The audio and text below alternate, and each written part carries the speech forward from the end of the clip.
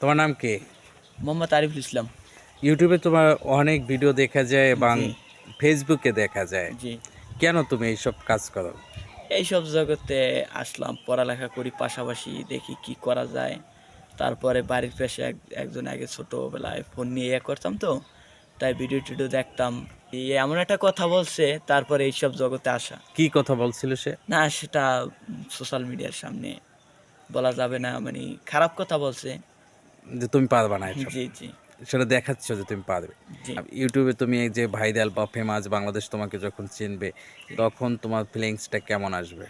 ভালো। সে সময় তারা দেখবে যে আমি পোলা কি করতে পারি, কিন্তু এখন আমাকে সাপোর্ট করে না। সাপোজ আমি বলি, আমার বন্ধু বান্ধবী ভিডিওটা দেখে উপরে ঠেলা মারে একটা, হিংসা। হ্যাঁ, হিংসায় ও কি করবে না করবে।